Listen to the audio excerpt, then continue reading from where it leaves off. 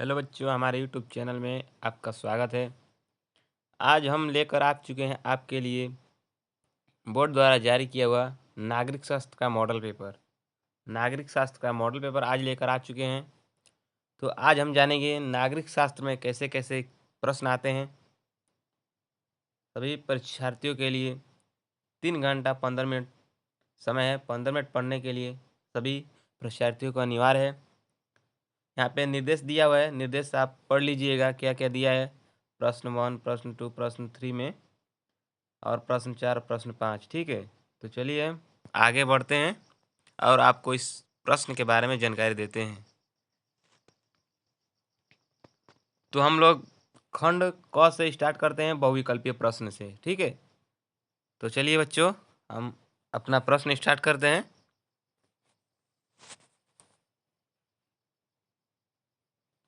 प्रश्न पहला है, 1968 में भारत ने निम्नलिखित में से किस संधि को मानने से इनकार कर दिया था? तो आपका प्रश्न क है एनपीटी, ख स्टार्ट, ग सीटीबीटी और घ नाटो। तो इसमें से बच्चों पूछा है 1968। 1968 में भारत ने तो एनटीपी जो एनपीटी है ये क आपका सही हो जाएगा। ऐसे तो भारत हस्ताक्षर दो पे नहीं किया था, एक सीटीबीटी है, ये जो है ये भी है, लेकिन 1968 में जो एनटीपी है वो पहला आपका सही हो जाएगा। ठीक है, दूसरा देखते हैं, वैश्वीकरण किस प्रकार की अवधारणा है? आर्थिक, राजनीतिक, सांस्कृतिक, बहुआयामी। तो बच्चों वैश्वीकरण जो है ये बहुआयामी प्रक्रिया है। इसमें आर्थिक, राजनीतिक और सांस्कृतिक सभी तरह के प्रभाव देखने को मिलते हैं। ठीक है बच्चों, तो चलिए अगला प्रश्न पर चलते हैं हम लोग। अगला प्रश्न है आपका, निम्नलिखित में से कौन सा कथन वायुमंडल के संदर्भ में सही है? तो आपका क है वायुमंडल में ओजोन गैस की मात्रा बढ़ रही है, ख है वायुमंडल में ओजोन गैस की मात्रा घट रही है और ग है वायुमंडल में नाइट्रोजन गैस की मात्रा लगभग 58% है और घ है उपरोक्त में से कोई नहीं। तो इसमें से आपका सही उत्तर हो जाएगा ख, वायुमंडल में ओजोन गैस की मात्रा घट रही है। तो अगला प्रश्न पे चलते हैं हम लोग। प्रश्न संख्या 4 है, शाक थेरेपी क्या है? यानी शाक थेरेपी का क्या अर्थ है? क है आघात पहुंचाकर उपचार करना, ख है उपचार करके आघात पहुंचाना, ग है निजीकरण को बढ़ावा देना और घ है निजीकरण का विरोध करना। इसमें से आपका सही उत्तर हो जाएगा क, आघात पहुंचाकर उपचार करना। पांचवा है, WSF का पूरा नाम है, WSF का पूरा नाम है। तो क है वर्ल्ड सोशल फोरम, ख है वर्ल्ड सिक्योरिटी फोरम, ग है वर्ल्ड साइंटिस्ट फोरम और घ है उपरोक्त में से कोई नहीं। तो इसमें से आपका सही उत्तर हो जाएगा क, वर्ल्ड सोशल फोरम। अगला प्रश्न पर चलते हैं। ख है, सॉरी बच्चों, छठा प्रश्न है, राज्य पुनर्गठन अधिनियम कब पास हुआ था? राज्य पुनर्गठन अधिनियम कब पास हुआ था?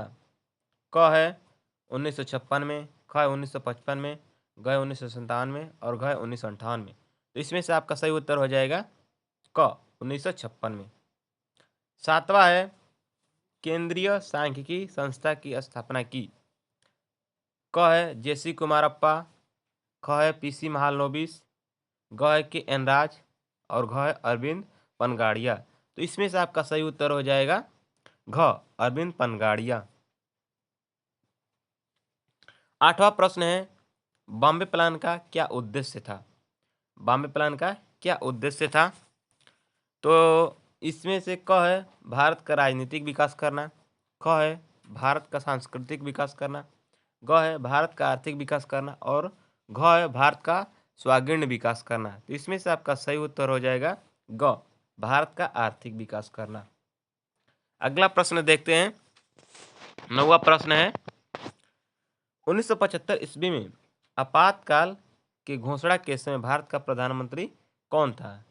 तो क है जयप्रकाश नारायण, ख है इंदिरा गांधी और ग है लाल बहादुर शास्त्री और घ है मोरारजी देसाई। तो इसमें से सही उत्तर 1975 के आपातकाल के समय इंदिरा गांधी प्रधानमंत्री थी।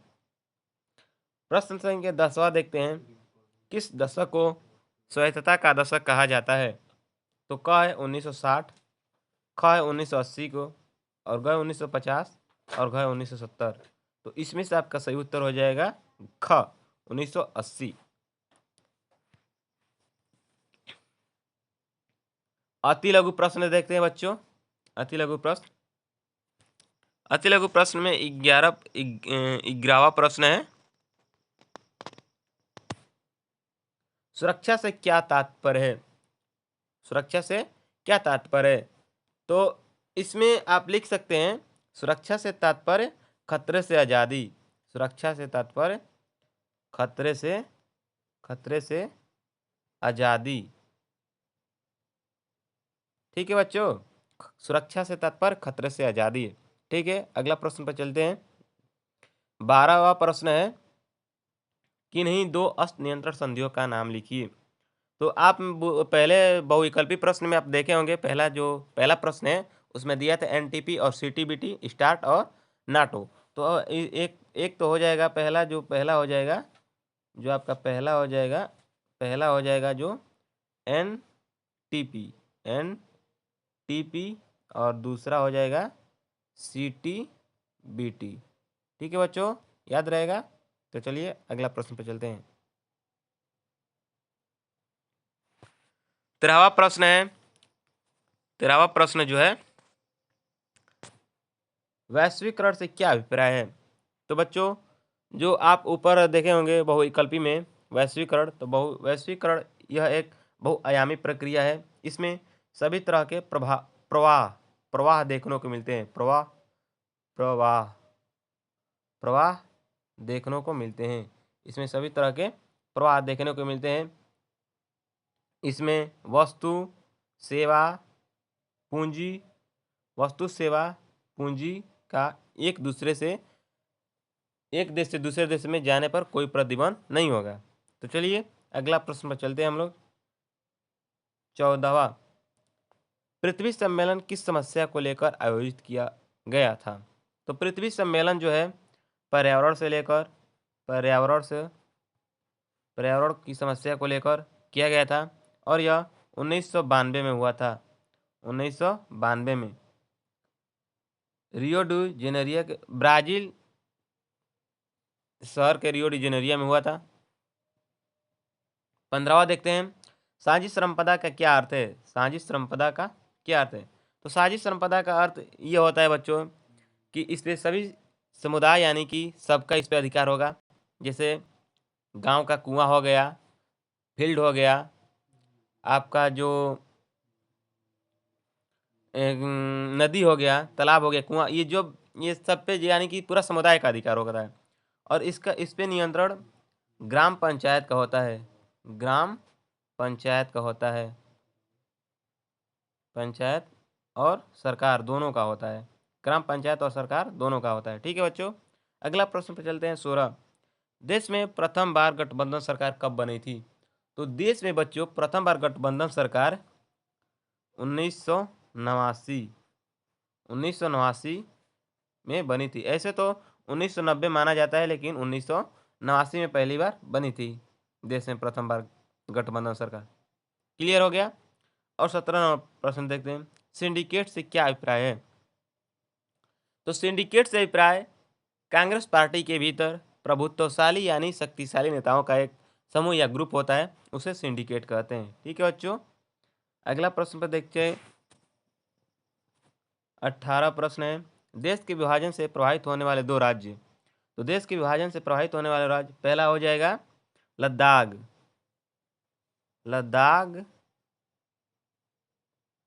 लद्दाख और अरुणाचल प्रदेश। लद्दाख और अरुणाचल प्रदेश। अरुणाचल प्रदेश। यहाँ तक क्लियर है? तो चलिए अगला प्रश्न पर चलते हैं। दूसरा है, अल्पतम सरकार किसे कहते हैं? अल्पतम माने कि अल्पतम माने कि बहुत कम तक, यानी बहुत कम समय तक सरकार आता है, उसे अल्पतम सरकार कहते हैं। ठीक है। अगला चलते हैं 20वां, मध्यावधि चुनाव किसे कहते हैं? मध्यावधि चुनाव यानी कि बच्चों की मान लीजिए कि ग्राम पंचायत का उसका जो होता है 5 वर्ष के लिए होता है, 5 वर्ष के लिए होती है। और मान लीजिए कि बीच में किसी कारणवश सरकार गिर गई, बीच में किसी कारणवश सरकार गिर गई, तो उसके बाद तुरंत चुनाव, मतलब उस तुरंत चुनाव नहीं होता है, 10-15 दिन बाद चुनाव होता है, उसे मध्यावधि चुनाव कहते हैं। ठीक है, चलिए हम लोग लघु उत्तरीय प्रश्न 1 देखते हैं।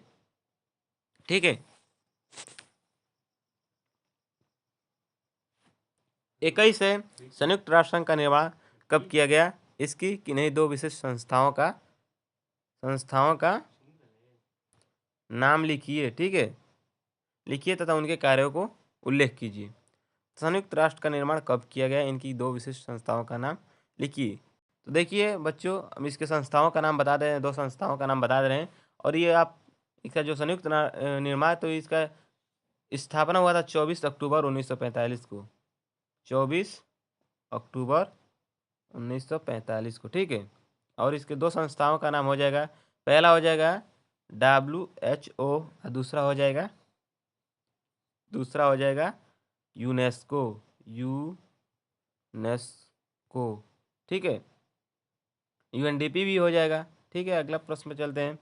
22वां प्रश्न है, भारत के नागरिक के रूप में भारत की राष्ट्रीय संघ में स्थायी सदस्यता क्यों होना चाहिए? इसके पक्ष में तर्क दीजिए। तो इसमें तर्क देना है कि भारत की स्थायी सदस्यता क्यों मिलना चाहिए। तो आप जानते ही हैं कि जो जो अंतर्राष्ट्रीय संगठन यानी अंतर्राष्ट्रीय न्यायालय की जो जो मांग है स्थायी सदस्यता के लिए, भारत उसमें सभी सभी जो जो उसके मांग है स्थायी सदस्यता होने के लिए, भारत उसमें सभी सभी पर खरा उतरता है। इसलिए भारत को स्थायी सदस्यता मिलना चाहिए। जनसंख्या के मामले में, हर चीज़ के मामले में भारत खरा उतरता है। तो इसके बारे में आपको लिख देना है। ठीक है, अगला प्रश्न पे चलते हैं। प्रश्न 13 पे 23 पे, आसियान का निर्माण क्यों किया गया? क्या यह अपने उद्देश्य की पूर्ति में सफल है? इसके पक्ष में स्पष्ट विचार कीजिए। तो हाँ, ये आसियान जो अपने उद्देश्य की पूर्ति में सफल है। आसियान का निर्माण क्यों किया गया? आसियान का निर्माण 8 अगस्त 1967 को किया गया था, इसकी स्थापना। और इसके बारे में आप लिख सकते हैं। ठीक है, तो चलिए अगला प्रश्न पे चलते हैं। 24, स्वतंत्रता प्राप्ति के पश्चात एक दलीय प्रभुत्व प्रणाली का राजनीति पर क्या प्रभाव पड़ा? तो इसमें आप लिख सकते हैं कि स्वतंत्रता प्राप्ति से पहले 1900 प्रथम आम चुनाव 1952 में, द्वितीय 1957, तृतीय 1900, यानी कि तीनों आम चुनाव में कांग्रेस पार्टी का प्रभुत्व रहा। आप ये लिख सकते हैं। ठीक है, चलिए अगला प्रश्न 25 पे चलते हैं। 1975 ईस्वी में आपातकाल लागू होने से क्या हमें सीख मिलती है, यह स्पष्ट करना है। आप ये लिख सकते हैं कि हमें आपातकाल लागू होने से क्या सीख मिली, स्पष्ट कीजिए। ठीक है, अगला प्रश्न पर चलते हैं। 26, असम आंदोलन, सांस्कृतिक अभियान और आर्थिक पिछड़ापन में मिलीजुली व्यस्तता क्या तथ्य उदाहरण सहित दीजिए। ये भी आप लिख सकते हैं। आप ये रिविजन कर लीजिएगा। ठीक है, चलिए अगला प्रश्न पर चलते हैं। लघु उत्तरीय प्रश्न 2। ठीक है, भारत और चीन की उभरती अर्थव्यवस्था में वर्तमान एक ध्रुवीय व्यवस्था को चुनौती देने की क्षमता है। वर्तमान परिस्थितियों में दृष्टि से क्या आप इसे सहमत हैं? अपने मत में पुष्टि। तो ठीक, आप भारत और चीन के अर्थव्यवस्था के बारे में लिख सकते हैं, जो ये अमेरिका को यानी कि चुनौती दे सकते हैं। ऐसे इसमें यथुक किया गया है, तो आप इसके बारे में लिख सकते हैं। 28 है, वैश्वीकरण, पर्यावरण की सुरक्षा से जुड़े मुद्दे 1990 के दशक में विभिन्न देशों की प्राथमिकता 3 करोड़ का उल्लेख, ये 3 करोड़ उल्लेख करना है, इसके बारे में लिखकर। ठीक है, अगला प्रश्न पे चलते हैं। 29 है, नियोजन से क्या अभिप्राय है? नियोजित अर्थव्यवस्था में रहा प्रथम और द्वितीय। देखिए, प्रथम और द्वितीय पंचवर्षीय वेरी वेरी इंपॉर्टेंट है, वेरी वेरी इंपॉर्टेंट है। ठीक है, तो आप इसको देख लीजिएगा, प्रथम और द्वितीय पंचवर्षीय योजना। ठीक है, अगला प्रश्न पे चलते हैं। दीर्घ उत्तरीय प्रश्न हम लोग देखते हैं। दक्षेस क्या है? दक्षेस यह दक्षिण पूर्वी एशिया क्षेत्रीय सहयोग संगठन है। इसका जो स्थापना हुआ था 8 दिसंबर सन 1985 ईस्वी को हुआ था। बांग्लादेश की राजधानी ढाका में हुआ था।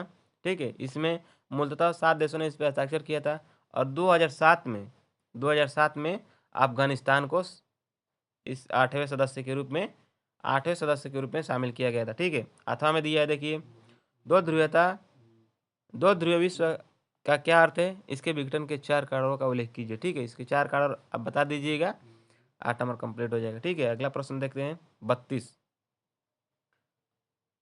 32 देखते हैं। निम्नलिखित देशों के साथ भारत के वैदेशिक संबंधों की व्याख्या कीजिए। भारत पाकिस्तान, भारत चीन, ये आराम से लिख सकते हैं, याद रहेगा तो, ठीक है। अथवा में करके दिया है, गुटनिरपेक्ष नीति के क्या अर्थ है? वर्तमान परिस्थितियों में भी यह भारत के लिए प्रासंगिक, इसके पक्ष में मत स्पष्ट कीजिए। तो आप लिख सकते हैं, ठीक है। आज की वीडियो में इतना ही, मिलते हैं नेक्स्ट वीडियो में। और हमारे वीडियो अच्छे लगे तो चैनल को सब्सक्राइब और बेल आइकन को ना दबाना भूलें और हमारे वीडियो को ज़्यादा से ज़्यादा शेयर करें, ठीक है बच्चों। तो मिलते हैं नेक्स्ट वीडियो में। आज की वीडियो में यहीं तक।